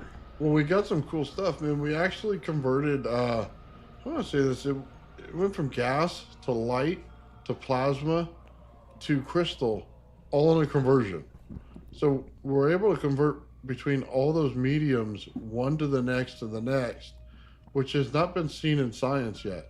So that's one of the things that we're coming out with on the channel. Between everything that we're doing in collaborations and stuff, we're going to be working in water as well in order to do the rest of it. But you can clearly see the gas molecules. The next thing you know, man, they're emitting light, and then the light turns directly into plasma, which then turns into crystal. So we have a full energy conversion. I think we're missing sound is one of the only things that we're missing. And I think we'll have it all in order to give the proper physics to how things are built. Oh, wow. Yeah, that's super cool. You know, something I was looking into recently. I never realized this, but so you know me, I like all the ancient civilizations and things like that. I never knew. You know how there's like that underwater city outside of in Japan. I forget what they call it. Yokomuto or every name like that over there. And it's. I think I got a picture of it. I think I'm pulling up. Let me see here. The one in Japan. So they found this. A lot of people try to say, "Oh, this is just natural water movement and erosion over time." And there's like, yeah, there's no way. Not buying it. Have you ever heard of the one off the coast of Cuba? Bimini Road? No, not Bimini Road. That's more Caribbean? Yeah, more that way. But the one off the coast of Cuba. So this is the pictures. I think this is generated to be more detailed. But this is the stuff they're finding, and this is off the coast of Cuba, and it would have to date back, like 6,000 to 7,000 years at least. And they're trying to say this is, natural formations as well. But I don't know if I buy that that's a natural formation. Do you know what's actually happening here? No. And they don't understand this, is gravity is different throughout time. So the more gravity that you have, the more it compresses upon the water table, which is all water in rocks inside the center of the planet. So you actually get water that goes down, and then when you mess with it on the outside and change the beat frequency of the planet, the water comes up immediately, not in big waves. It comes straight out of the ground and up. So you can get 30 feet of water immediately. So if you go out and you take, say, the Great Pyramid, and you pull in energy from the atmosphere, you're compressing the actual gravity to the center core where all the water is. So if you have one of those pyramids all around the planet, in which they do, there's like 30,000 or something pyramids around the planet, and they're all working together for the same thing, then you've changed the gravity on the planet, which means that you're expanding the zone where your life is, and you're expanding your lifespan by changing the gravity on the planet, which makes sense according to the record of the kings. So, or the king's list, I should say. But it all makes sense. It's just they don't understand gravity well enough. But all this, you can go even further. Go another, 30 miles below the water table, and you'll find more of this stuff. So do you think this is man-made or no? Oh, it is. Right. Okay. That's it. Okay. Sometimes you get a little smart for me. Sorry. I try to keep up with I should exactly. just say it, huh? Yes, it's man-made. I'm like, okay, can you put this in dumbass terms? Exactly. We need it very, very simple. Hey, we do have a good. So anyway, I thought this is very interesting. I've actually started deep diving into some of these. I want to do a whole episode on a lot of these, underwater Bimini Road, this kind of stuff. The one in Japan, the things like that. I do want to do a whole episode on that. But I came across that and found it very interesting. We do have a special guest coming up here right now. He needs no introduction, but it's always nice to give him one. Anyways, let's welcome in. And keep having as many Duggars as possible. So it's going to be a Duggar America, everybody. How you doing tonight, Mr. Duggar Fishing? You're muted, brother. There you go. How about that? Oh, we can hear you now. How you doing tonight there, Mr. Duggar? Good to see you, buddy. Oh, dude, I'm feeling good. That's some creepy shit he was talking about, and that makes sense on the Tesla picking it up and making it a person, because that'll make you pay attention to it, because there could be a person there, you know what I mean? But that's still creepy, putting people in there picking up tombstone. Yeah, or a zombie, Or zombie. Yeah. Ooh, they did look like zombies, like they were being. And then Gutters, did you see the kids? I was like, hell yeah, I did. That's creepy. I'd have seen how fast that Tesla could run, because I'd have left that cemetery area. It does kind of also explain too how come there were glitches in the people when they moved, And I think it's just because the computer's picking up on different tombstones, and so it glitches to, oh, that person must have moved from that spot to that spot. And so I think that's why, because if you watch the people, they would kind of glitch out or move a great distance in, a half a second. So I think that's probably why. It's because of that whole light thing. Well, reportedly, a lot of the mounds, if you know what I'm talking when I say the mounds, they think were like actually different pyramids made of the wrong product, and it just fell all into itself and lost its uniformity. But yeah, there's just jillions of pyramids around. That's why you always see a spaceship parked on top of one of them, and maybe it was their way of guiding or re-energizing or putting us in the right orbit so we survive. I don't know.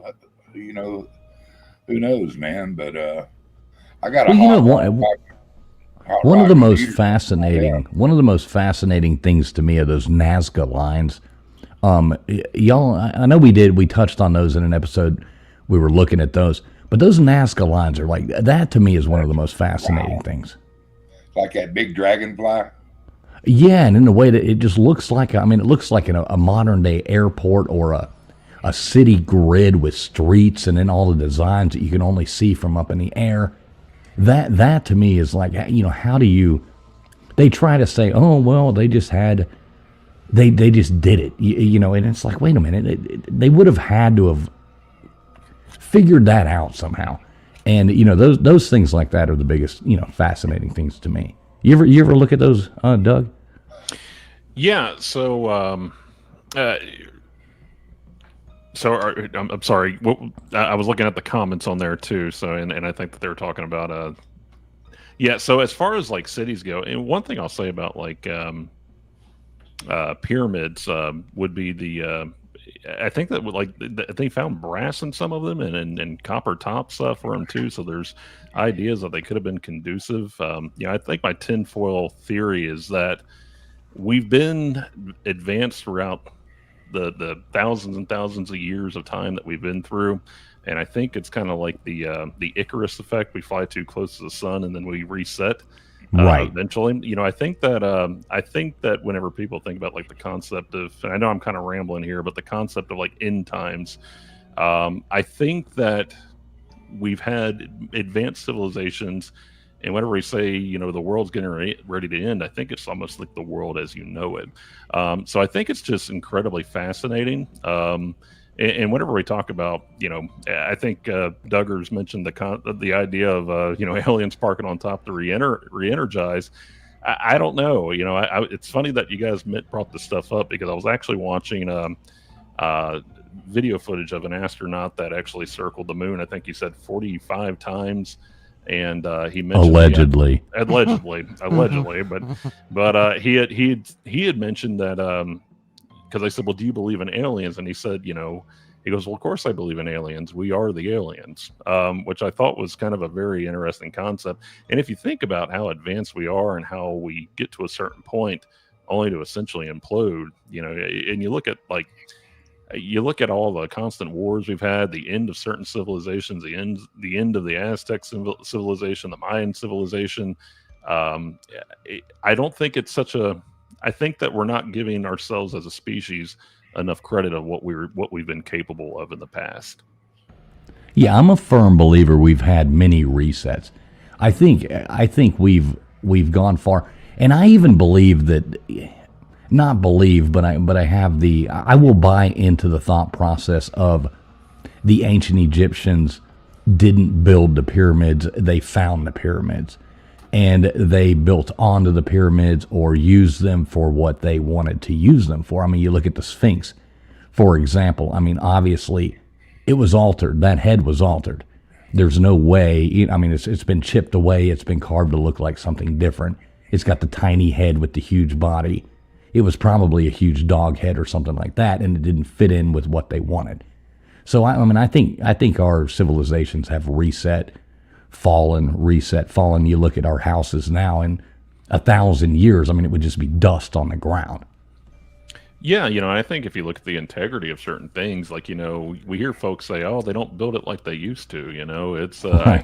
I think that same concept still rings pretty true. You still have people questioning on how the pyramids were built. Because I know in history class whenever I was coming up, they taught us that these you know men were carrying 10,000-pound stones each one at a time, on logs That's a and little one. moving it up on there. It's I'm a little bit skeptical on that. I think that we have a general concept and we tend to just run with the general concepts. I think that we've been way more advanced in the past than what we probably realize, especially, you touched on like the Romans with the pyramids and how they just kind of walked upon them. We have to give ourselves a little more credit too. I mean, Well, I was saying the ancient Egyptians. Oh, I the don't even ancient, think yeah. I don't even think they built them.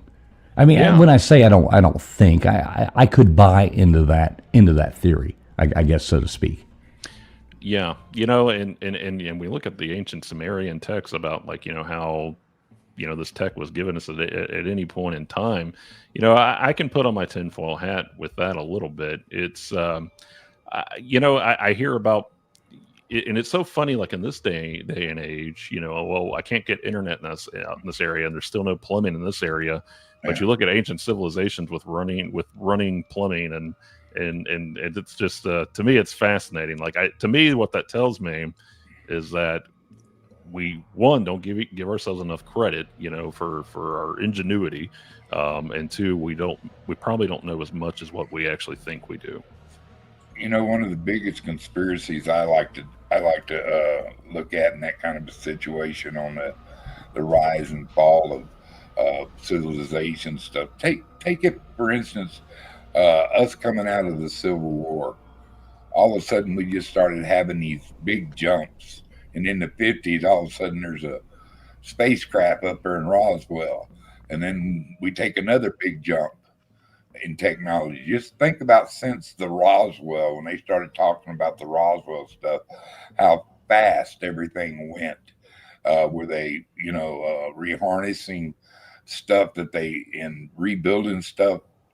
Uh, like they just, I don't know, like gave us a shot put of technology, and here you go, here's you a little bit more. And we went from being monkeys to walking upright, and then finally they give us a laser to work with. So I don't know what all the hype about it is that there's been hundreds of civilizations before us, and that's not disputed by anybody. There's just giant populations of people just disappear all of a sudden, like the Aztecs. Yeah, and they were way advanced compared Well, to other people around them. what you got to look at is when they started building underground cities and they go for miles underground, and then you look at the Egyptian labyrinth, you start to understand the fundamental fact. Either the ozone layer has opened up and they get heat on the earth, which you get melted rock, which it weren't supposed to be melted. And that happens in a lensing effect. Basically, when you tear apart your big screen TV and you take the lens out of it and you put it on rock, you get the same exact effect. So it's a lensing effect from the planet. But then you look at civilizations that are way high up in the mountains and you go, well, how are they doing this? Why is it channeled and go down like steps? And you realize it was farming in certain areas and zones based on the frequency and the water table going on in those zones. And it only could have happened if the water level rose to that height. And then you start to realize there's cataclysms like that all over the planet when you get ice age, and then it melts, and then you get the different amount of gravity on the planet. It changes. We're in a constant state of change. So every time we get technologically smart enough, either we evolve out of it and get off the planet, or we fall back into the system and we go back and do it again. And it's been happening a lot. Yeah, it's amazing to look at just in the short period of time, like to Duggar's point there. You had all this history going up, through all this with no modern technology like we've seen it. And the boom that we've seen since, let's look at it really from like, television and radio, going out to the 1970s, 80s, 90s, and then in the past like 20 years, it's just blown up technology. I mean, it's almost unfathomable if you grew up in the 1920s or 30s to look at what you have now. That would be like watching a science fiction movie. Shit, the 80s and 90s, man. Well, We're toting around computers in our hands. Them freaking phones. Everybody carries a computer. They know right where you are. I mean, so that's pretty crazy. Right, that's what I'm saying. I mean, you look at the thing through the 80s, 90s, cable television. Oh, now you can get a direct TV dish and put on your house. Yeah, and it was like, it was still kind of slow, but it was progressing at a normal rate. But in the past 15, 20 years, it is just shot through the roof. Quick question here. What's up, Dice? Good to see you. It says, have I been to Peru? No, I have not. I really want to go to Machu Picchu. That is on my bucket list. I'm currently trying to put together a trip. I have a lot of people that show interest, but a lot of people are scared to Egypt. So I'm trying to put a trip to Egypt together, get some people, group of people, and go, because I do believe in safety in numbers. So I am trying to put that together first. But yes, I really want to go to Machu Picchu. But I have not been yet. He wants as many people to go as possible because he thinks he can for sure outrun at least one of them. Right, or trip you. Yeah, that's all you need to do is just not be the last one. It's the Oregon Trail all over again. Right, exactly. The only one that survives is him. Yeah, we can drown gutters right off the bat, can't we, Mr. Duggar? Yes, sir. So, Duggar, real quick while we got you here, what the heck's up with the Aggies, man? I mean, they're still going to the playoffs, of course, but man, what an upset! Football sucks. I don't want to talk about it. Okay, he didn't want to talk about it. See that, Gutters? Football sucks. That's all you got to say. You just got to ask him about the Aggies. Mm-hmm. What's up, Christy? Good to see you. See, it works, Mr. Duggar. When you don't want to talk about it, you just pretend like you didn't hear the question. What? Right, exactly. Terrible. I don't know, man. I just know. Like you're talking about the technology. When I used to sell satellites or satellite TVs when they first came out, and I'd pull one of them things out there to a rice farm in the middle of nowhere, and all of a sudden get me 300-400 channels. It was like shooting fish in a barrel. Now, was that the old big satellites where you would have to go like? You had to follow satellites. You know what I mean? That automatically, did it. And when you go out there and they get maybe one or two with Junior and Bobby holding up the foil around the TV, channel out there, and then all of a sudden you come give them everything and give them porn codes so they could block it so the kids couldn't get on it. And he goes, "Oh yeah, that's why you giving me these." And I think. Oh, I still remember, Duggar. You'll appreciate this. I still remember my grandparents. They were like got one of those like really early, and I can remember them going to bed early, and like me and my friends or whatever, when we're sitting there, because it only went to like one TV, of course, in the living room, and we would sit there and we would be like, okay, cool. So it would be on like F1 20, channel 20 or 18, whatever that was. I don't remember what those were, but I do remember having to sit there and you'd be like, okay, we can type in, let's make it go to F4 24, and channel 24. You just get a satellite F4, and it'd be like, you hear outside, and you're like, oh God, please don't wake up, because that was the Playboy channel, and then you could go to like G3. It would be like, okay, well this isn't good, but let's check out G318. That was, American Triple Ecstasy or something, and then there was like Galaxy with the 2 X's was on there too, and you'd be like moving those things. We were like 12 or 10 years old, 11 years old, sitting there at 1 o'clock in the morning moving the satellite, and you'd hear like on the floor. You'd be like, oh my God, Grandma, they're coming. You'd have to like change the channel real quick. What are you doing on F4? I don't know. We were just checking out shows. Watching Skinamax. No, this wasn't no Skinamax. This was like, it was before rough. that.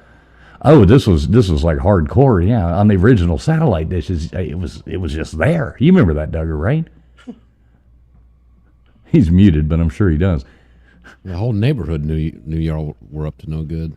Yeah, thank God they lived in the middle of nowhere at the time, hence needing a satellite dish. But yeah, it was pretty rough. Yeah, they had. You could watch like Behind Green Door, Debbie Does Dallas. That Devil that's and when Miss Jones, you know. Devil and Miss Jones. That's when homeboy that Fools copies all the time. Jeremy, he had his famous time. Oh Lord. Ron Jeremy. Oh my God.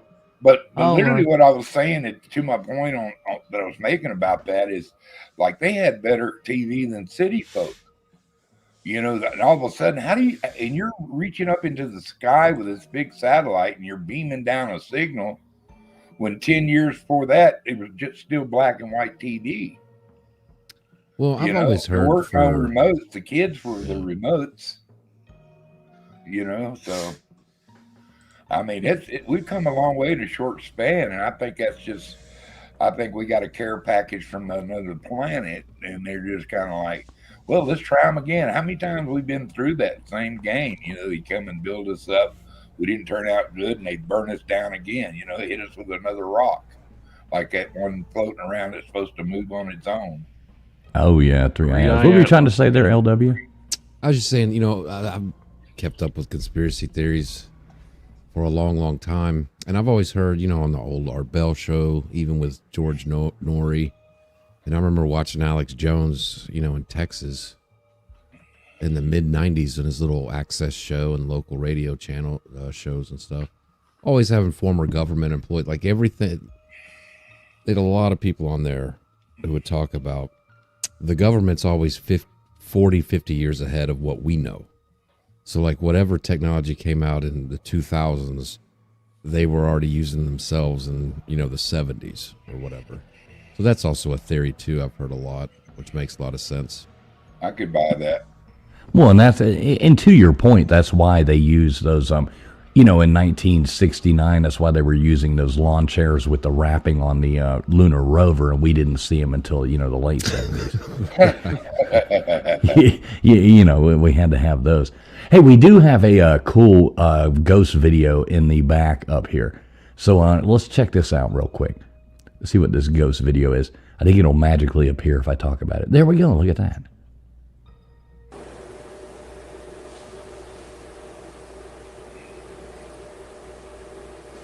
Uh-oh, I'm scared already.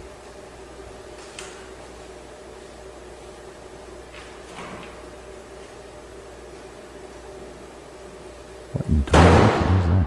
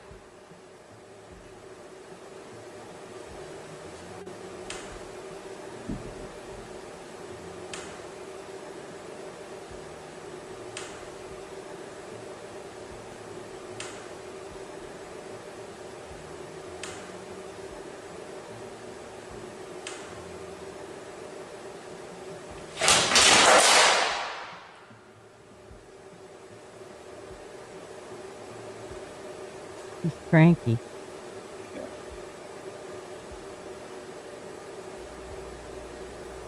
Now, I do have a 100% logical explanation for this. Okay, I can debunk this, or not debunk it, but I can tell you exactly what that was. That is my bologna sandwich in my locker that Gypsy made for me. Right. Right. That is 100% my bologna sandwich that Gypsy put in my locker to find in my dreams. Right there. Just trying to come out right now, and he showed me that. I didn't even bring that video up. It just came out of nowhere. That video just floated its way in here. So, Gypsy, now I know where to look. So, thank you very much. Right, there you go. Now you know what color the... Right, lockers on. exactly. What's up, Big Dog Mall? Yeah, now I know what color my locker was. I forgot about that. You know, when I was in high school, we were so messy. Like, we would go and we would have a locker, and we'd fill it up with so much trash, we would just, like, wait, and it'd be like, oh, such and such got kicked out of school, so we would just take over their locker and leave our locker that's full of just crap. gross. Yeah. Yeah. So there's a couple things with that video that I'm a little skeptical of. So the first part is with the door open and shut, you can't see anything because it's dark. So you can't really tell if somebody's open or shut it. The other thing is when the locker is rocking back and forth, there's a window right behind that exact locker. And you can tell that it's open by how far the window is up on the second window. And so somebody could have very easily pushed that locker back and forth. The two things that I can't really explain away is the one door getting ripped open and the papers flying out, and then the Pissa Mojado sign on the floor that was ripped apart. I say Pissa Mojado. Is that the wet do not floor slip? sign. Is that the do not slip Yes, sign? the wet floor sign. I made Okay. it. I made Mexican girls tell me how to say that. Years Say ago. it again in Espanol, por favor. They say it another way, but I always said Pissa Mojado because if you look at it, that's how. If you were trying to sound it out, that's how it looked. But it's pronounced differently. You I just keep say it talking. wrong. You keep talking that correct in the Mexican language. You better be careful. You might find Right, yourself they'll being be hauling my ass catapulted, off. being catapulted over a wall or something anytime. So you just better be careful. So yeah, but those are the two things that I'm kind of skeptical about: is the door slamming where you can't see it, and the locker rocking back and forth right in front of that window. I think it was personally 100% a legitimate video, and that the ghost walked through the door, didn't see the do not or be careful sign and the wet floor sign, And he and tripped. immediately slid all the way down, hit the locker, and then trying to get up, he pulled the other one open, and then tried to kick the sign and slipped again, obliterating it.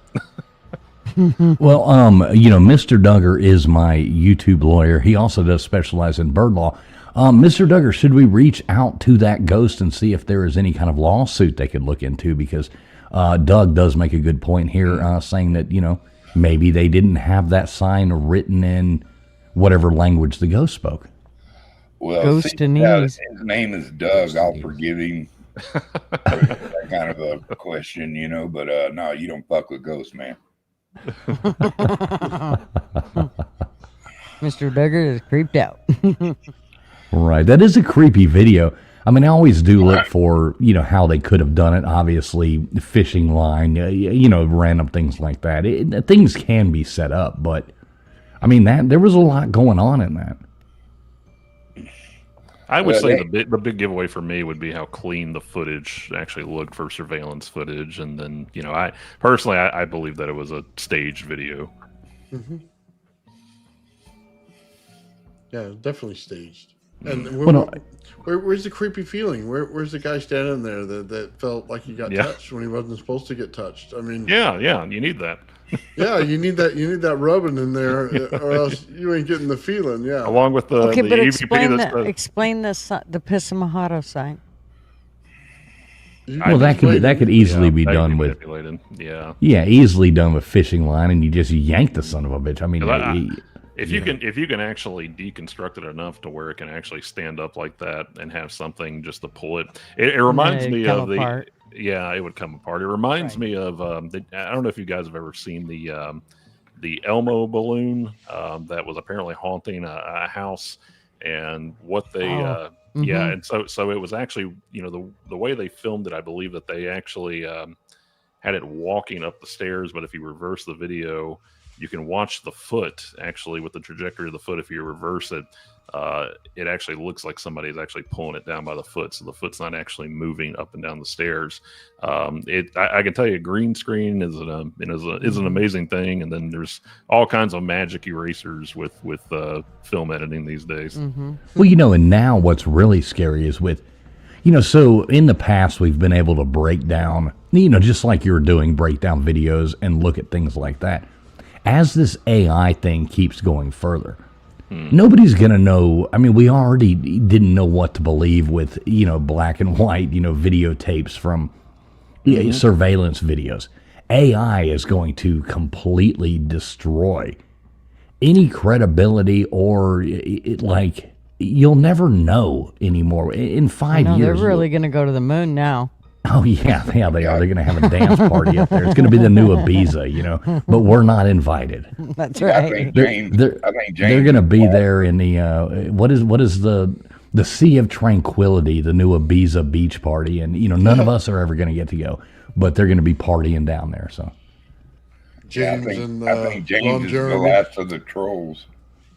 James, I guess he put a video out earlier, I guess, apologizing. He's still getting I don't want to say the word, but threats, life threats, and all that kind of stuff. Oh my God. I think he put a video out earlier saying he was out, but I think he'll come back. Man, I'm hoping he does the same thing again. He was doing it again. He put out a fake little rod, and then he brought out a shiny one again, and I'm dying. I want to see him on the moon with it next. The people so worried about him being dead are the ones giving him death threats. Isn't that great? Yeah. I know. They make a lot of sense. The irony. Oh, the irony. No politics. No politics. Let's see him riding it like Harry Potter. You know what I mean? Right, that would be cool. Doing that thing, like you see the videos of the people doing the riding the the stick horse. He should do one of those where he's riding it around. I'm the expert at those kind of riding brooms and shit. I'll ride the.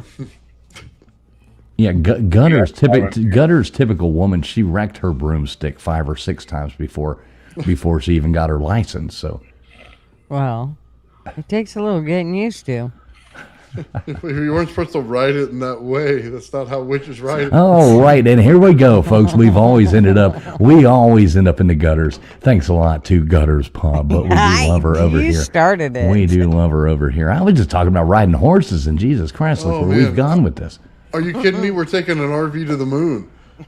Right, exactly. Just like Lone Star. That's right. Well, folks, Mr. Duggar, you got any last words for us there before we wrap this thing up? We do thank you for coming on. You got any last words for us? I do have a new hot rod computer, and I'm glad that it works. I got to come up here and talk to y'all fellers and lady there's or kind of a lady Gutters. Kind of? What the fuck, dude? How dare you call LW a lady? How dare you? No, LW is cool. I resemble that remark. I don't fuck with LW, man. He's had it hard enough rooting for Alabama. But anyway, I love you guys. Y'all take care of your little bitty selves and on to the future, brother.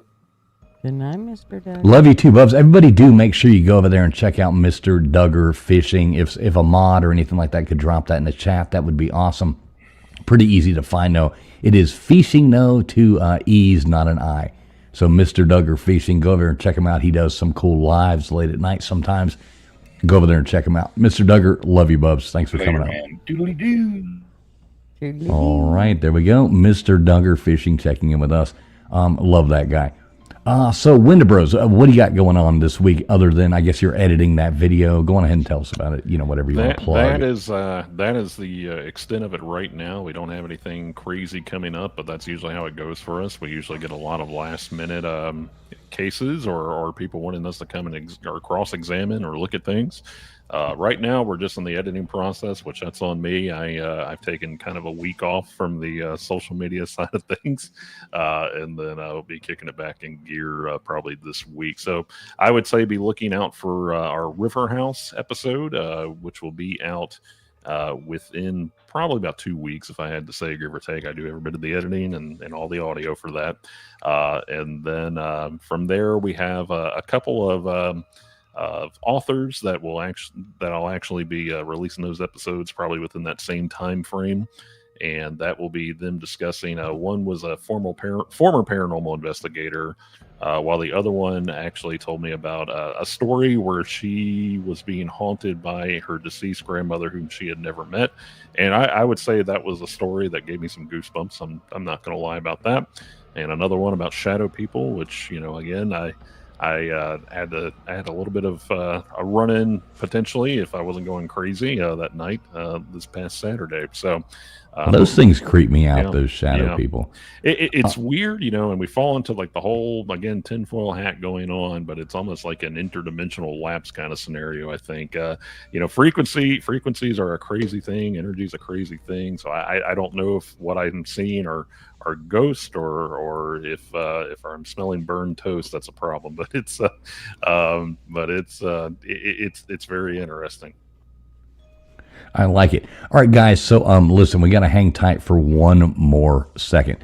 So we are ending this show here in just a moment, but we do have one more guest coming up to tell us all about something. I Lord only knows, but I'm gonna bring our good friend Gypsy up for one moment before we wrap this up. Gypsy, we've only got a second left. I wish you'd have called in earlier. What do you got for us tonight, there, darling?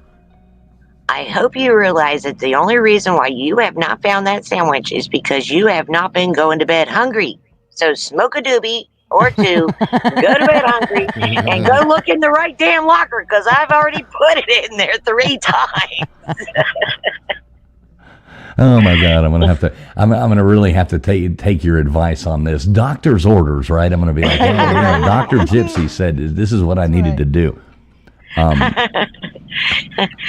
Anyways, I just wanted to let you guys know I was here, I was watching, and I was watching the lockers, and my opinion is that was what they call a poltergeist, a noisy ghost.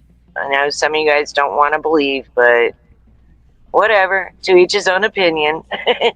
Anyways, hey, could you plug my channel? I'm up to 55 subscribers. Crafting and conjuring here, people. Come and see my videos, please.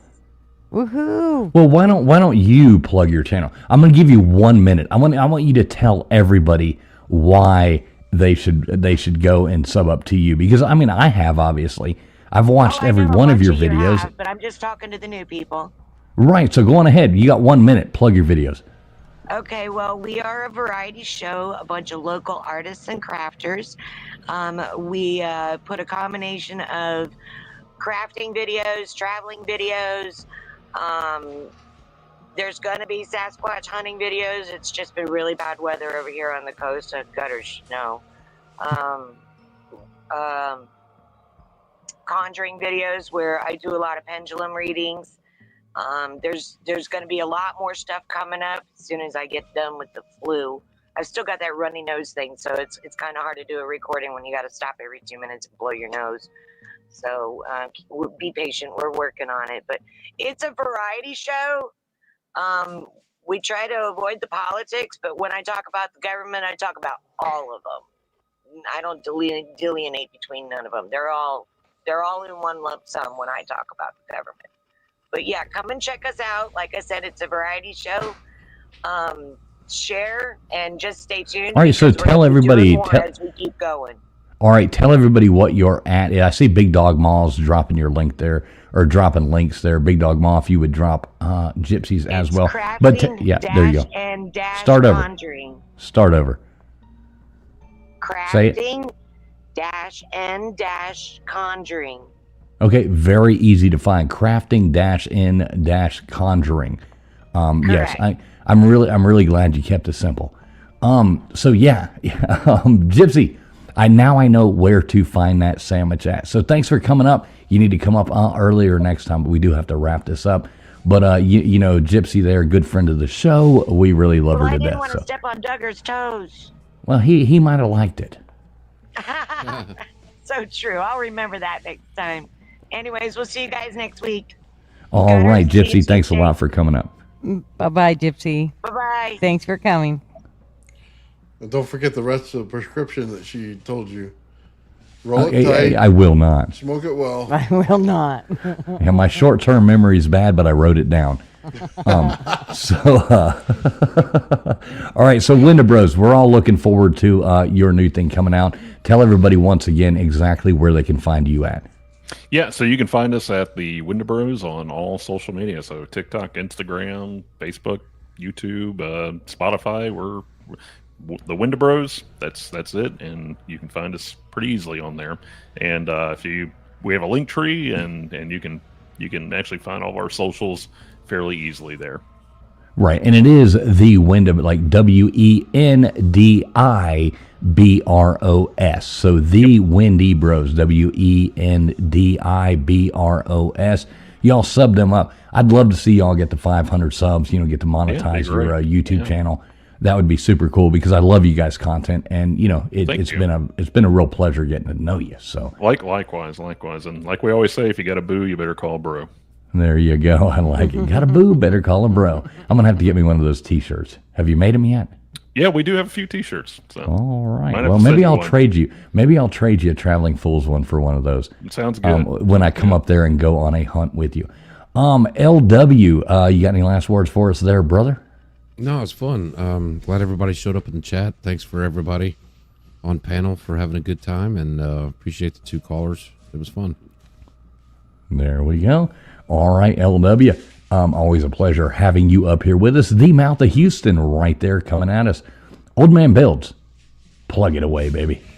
Well, I just want to let everybody know, man, that we're doing that Friday sale for my Tesla coils and stuff like that. So if you go into SD for Old Man Builds, you can find my Tesla coils. If you go on Shopify, you can find them as well. And we have the Black Friday sale, man. I'm just trying to get them out there so people can enjoy them. Really awesome craftsmanship, man. You'll enjoy them completely. They come ready to go, power source and everything, and you can go out there and start freaking people out. They're not exactly the small little Tesla coils you get for most people. So 5-foot field would be about average for this thing if you wanted to go out there and do it. And yeah, it would mess with all the equipment that you have, and I'd love to see what happens to these apps like the one that you use over there. You know what I mean, for the ghosts and stuff, because it would probably tell you some freaky stuff because it has no ability to not try to resonate with everything in the room. So if it's within the vicinity, it's going to mess with it. So anyway, that is my plug. It's just Black Friday sales.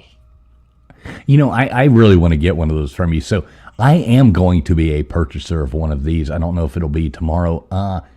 But yeah, we kind of, not we, my wife and the credit card in her pocket went a little insane on Black Friday. So yeah, we'll see what happens. But I am definitely getting one of those from you because I really want one. So yeah, big shout out Old Man Builds. What's your YouTube? You just go to Old Man Builds, right? People find you there. Everything's Old Man Builds. If you put in Old Man Builds, it's me. 99% it's me, and it's always purple in the background and a little looking flying saucer on the front. All right, well, check him out. Gunner's Pub. Last words for us. I just want to clarify, first of all, that he said Tesla coils.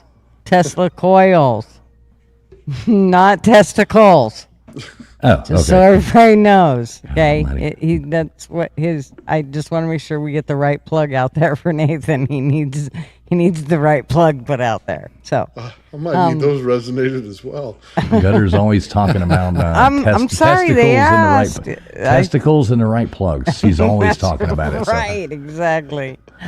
All right, so yes, and I will be doing Tuesdays and maybe Friday mornings. Just depends on if I have the grandson or have other things going on. And then of course always Friday nights here. All right, I love it. Easy to find there as well. Just type in Gutter's Pub. Type that in, you will find it. Pretty easy. Over here, Traveling Fools, I think it's pretty much the same kind of thing. You type in Traveling Fools, you're probably going to find us, but it is on YouTube at Traveling Fools 2020. On X, Travel and Fish is the app. But if you just type in Traveling Fools and you see this handsome mofo sitting there, you will know it is me. There is a band or something, I don't even think they're still together, named Traveling Fools. That's not us. Other than that, I might go live again here in a minute and test something, maybe try to beat Mike Tyson. That might happen. I might go live and play Mike Tyson's Punch Out from the beginning to end and test it and see if I can actually do it. So there is that. But we do appreciate everybody who has been here watching, doing all that kind of stuff. We had people watching on X. We had people watching on Old Man Bill's. We had people watching on Gutter's Pub. We had people watching on LW's. We had people watching on the Window Bros. People watching here at Traveling Fools and on X as well. So yeah, together, everybody, we love spending our Friday nights with all of you guys. If you would like to be a guest on the show or anything like that, please contact us. Go to our website, www.abbinormal.com, ABBINORMAL.com, www.abbinormal.com. So check us out there. Please say bye to us in the chat. We're going to get out of here. Friday or Sunday night, we will be doing trivia, 10 o'clock Eastern Standard Time. Come over here and check it out at Traveling Fools. We appreciate everybody being here. Thanks so much. Hope all of you had a happy Thanksgiving. God bless you all. So that being said, say goodbye in the chat. We will see you guys soon. Be safe out there.